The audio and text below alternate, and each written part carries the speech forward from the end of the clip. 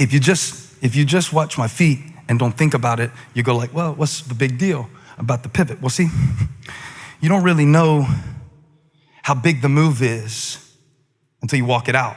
Because if I walk this way, and if I kept walking that way, it would be completely, if I walk this way, and all I did was this. It's a small move, but it sets the direction. And that's what's happening in your life when you decide like how to speak to people, when you decide like whether or not whether you're gonna come back next weekend to church. It's a small decision, but it sets a direction. When you decide, am I gonna tithe and put God first? Oh yeah, I'm gonna put tithing in the sermon series. I'm gonna put it in because it's a decision. It is the will of God for you to put him first. And when you decide like, I'm gonna do that, it sets a direction to seek God first. When you decide like, you know what, I'm gonna text my wife, I'm gonna text her and tell her I'm gonna be home at a certain time, and I'm actually gonna be home at that time. It's a little decision, but it sets a direction. Because when you set a direction, you know, I can count on you and you're gonna do it. When you show up and eat with your family, that's not a big decision. We want big decisions, big things from God. No, it's the pivotal decisions. It's the little things that you do that set the direction for your day and for your decade. And even for generations to come. Now, it's all going good until one day, chapter 14, verse 1 says that Samson pivoted and went down to Timnah. Not very far from where he was living at the time. But when he got there, he saw a young Philistine woman. Who was he supposed to deliver his people from? So now he's in love with what he's called to defeat. And he has a desire. Have you got some desires that don't look anything like Bible verses, just at least one or two? I do. He saw this young woman. This is not Delilah. That's the only woman we ever talk about in Samson's life. You know, combed his hair and set him up and got his eyes gouged out. That's in chapter 16. We're not even close to that yet. This is just his pivotal moment. Some of you are in a pivotal moment right now, deciding things.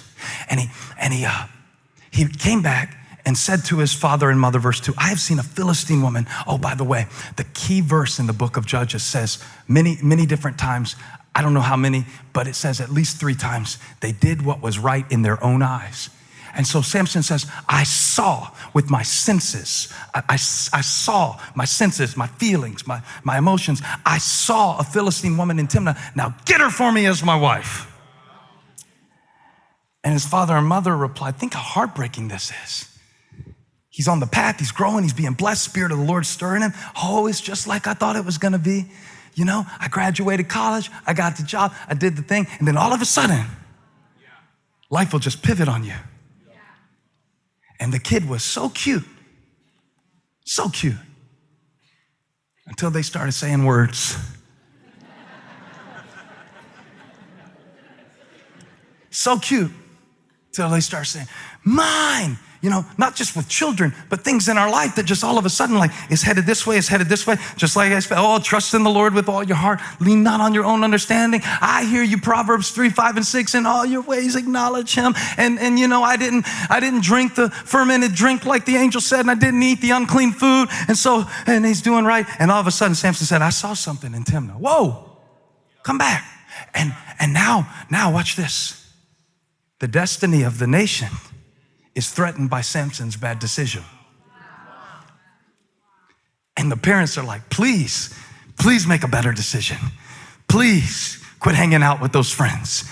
Please, I'm telling you, it's dangerous. I'm telling you, it's wrong. Because the Philistines were known for child sacrifice. The Philistines were known for worshiping other gods. The Philistines were known for very abusive practices that were contrary to the word of God. And his father and mother replied, isn't there an acceptable woman among your relatives or among all our people? Must you go to the uncircumcised Philistines to get a wife? But Samson had already made his decision. And now this child, I'm just thinking as a parent who had so much promise, so much potential, needs a haircut, but even that's intentional. Now he's making the dumbest decision he could possibly make, to run to what he's supposed to be delivering the people from. And they can't convince him. Now, this is where it gets tricky, because it's hard enough to make your own good decisions. But then you start throwing in the decisions that other people make that you can't affect or control, no matter how hard you try. And everybody who writes parenting books, I want to give them just one bad kid and see would they still write it the same way. Because all this 7 ways to raise your kid with the, from the book of Ruth, whatever. I'll give you one demon child with a strong will and you will burn your own book. Get out of my face. Because some stuff you can't control. Hello. He was determined. He was determined. He was already gone. So they went with him. And this is the pivotal moment of my message. This is the part God showed me that got me so excited, because everyone in here knows what it is to have the plan that you made, right, in your head, the model that you had that doesn't match the life that you're living, and now all of a sudden, Samson, whose name means son, Samson, who's radiant, Samson, who's blessed, Samson, who's strong, Samson, who carries the expectation of the deliverance of the nation on his shoulders, is making a dumb decision. And it doesn't have to be a kid, and it doesn't have to be a spouse, it doesn't have to be a relationship at all. You are going to go into some situations in your life that you will pray about, plead about, and plan about, and none of it will work, and you will be faced with the question, now what do? I want to suggest that when this happens, that you consider the parentheses. There's a little thing that Samuel will put into the record, and he was writing this record long after the events had happened. And all Samson's parents knew was, this is trouble. If he marries her, it's going to lead to all kinds of clashing values. If he goes through with this, because that's all we know when we're in it, is our plan. But watch how the text pivots with a parenthetical insert. Have you studied any grammar books lately? The parentheses is when you want to put something in the sentence, but the sentence makes sense without it, but you add it in to give additional information that might be helpful to the person reading it, but the sentence would make sense without it. But the parentheses in Judges chapter 14, verse 4 says, his parents did not know that this was from the Lord. They knew Samson was from the Lord because the angel spoke it and her womb was barren. So the only way it could have happened was that it was from the Lord. But now they've got to look at a disappointment. Look, it's no problem to look at your gifts, your blessings, and your strengths and say, this is from the Lord. I praise you for another day. How great and mighty you are. And I lift your name on high. But this, have you ever had to walk through a situation where you thought, really, God, I didn't drink any wine and I didn't eat any unclean foods and I did everything the angel told me, and now this, you're really gonna let this break out in my life? And the author said, yeah, this was from the Lord, because he was seeking an occasion. The Hebrew really means he was picking a fight. God wanted to set his people free from the Phoenicians, from the Philistines, and he was going to do it, but he wanted to do it not through a good decision, but through a bad decision. So watch what he does, because he's sovereign and almighty, and the Lord is his name, and he is beyond understanding, and his ways no man can fathom.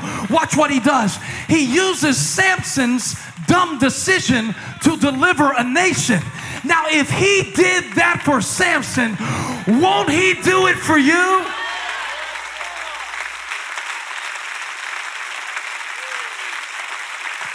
Won't he use this too? the more things that I can look at my life and say, this is from the Lord. Look, he didn't, give me my verse again. Verse 4, it's so good. And it's in parentheses because the sentence will make sense without it, but your life will not make sense without this. Try and make sense of it. You need to put a parentheses on it and be like, there's something that the author knows that I don't know yet. And he who began, I'm looking for whoever God gave me this sermon for, because it couldn't have just been me. Touch somebody, say, put a purpose on it. Put a purpose on it.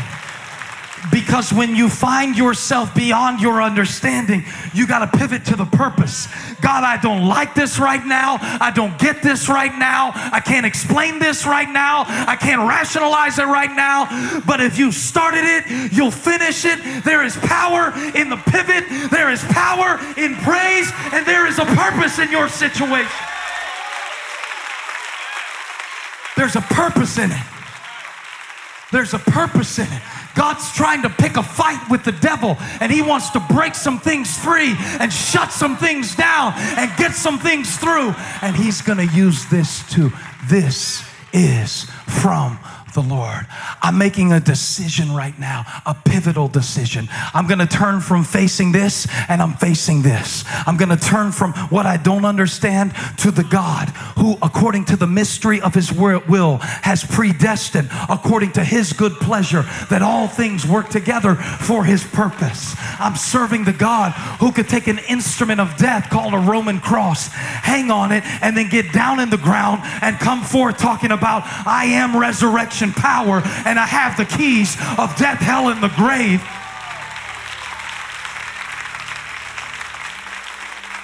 I hear the Spirit of God saying, put a purpose on it. I know you're going through some pain, and I know your past was kind of rough, and you made a lot of mistakes, but put a purpose on it. God, would you use even the dumb stuff that I did to deliver your purpose? This is bigger than me. This is bigger than what I feel right now. This is bigger than what my mind can fathom. This is bigger than what my heart can know. This is bigger than my senses. This is bigger than this setback. This is bigger. This is bigger. This is bigger. He called me, he chose me, and I'm gonna trust him that this is from the Lord. With a parenthetical insert, the NIV translation committee decided to let us know that there are some things that don't make sense in your life. But the parentheses, that's where you see the purpose. You just got to pivot and trust that it's there even when you can't fill it in yet. I don't have to explain why. People in this room had children die, husbands that left them, addictions that were passed on to them. I'm not talking about whether God did that or not. We know that humans make decisions, but God is a bigger God than you've given him credit for, and he's above every human decision. God is bigger than human decisions. And if Samson didn't marry that woman, the one that he wasn't supposed to marry, yeah, I know, it's crazy because we teach like, if you make good choices, God can use your life. I'm saying this too was from the Lord. He was looking for something. He's looking for something that he can work through, and he'll even use the dumb stuff.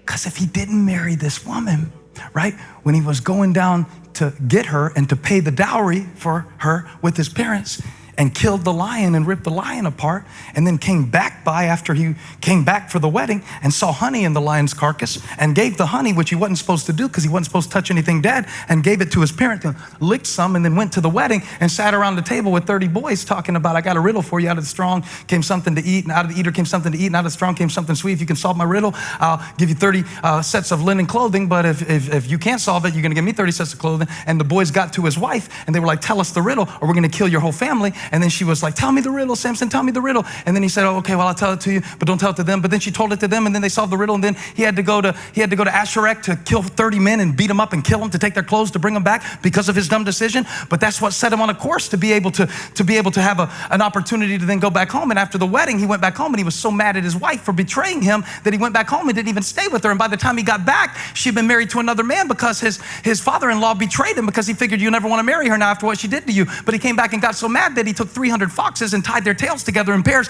lit them on fire, sent them loose in the Philistine fields. And when they tore up the fields, the Philistines were mad, but Samson killed them because he was strong. Now, he never would have killed them if they hadn't hurt him, and he never would have been hurt by them if he hadn't made the wrong decision. And so it goes to show that God is using everything. If he never would have set the foxes loose, they never would have come to Judah and tied him up and tried to deliver him so he could break them free and kill 1,000 of them with the jawbone of a donkey. If it never would have happened the way it happened, it couldn't be what it is. So stop looking at what it was and ask God what he wants it to be. God wants to use the dumb stuff too. You can't control it anyway. Spirit of the Lord is on you. The Spirit of the Lord is on you. If the lion comes to attack you, he will give you the ability to rip it open because the Spirit of the Lord is on you. And it's a pivotal decision that you make when you find yourself in these disappointing situations where it seems like you can't win, whether I'm going to believe that there is a bigger picture or if I'm going to minimize God's presence to the level of my understanding. Right here, right now, let's turn it around. Let's turn it around. And instead of trying to tell God what's best for us, and instead of trying to do what's right in our own eyes, let's turn it around. Instead of groveling in the guilt of things that are already over, I'm telling you, God uses the weirdest things about you. God uses that big nose that you hate and that little habit that you have. He uses that because when he delivers you from it, you could be a testimony, and he's going to use that too. This is from the Lord. How? I don't know. I don't know the plan.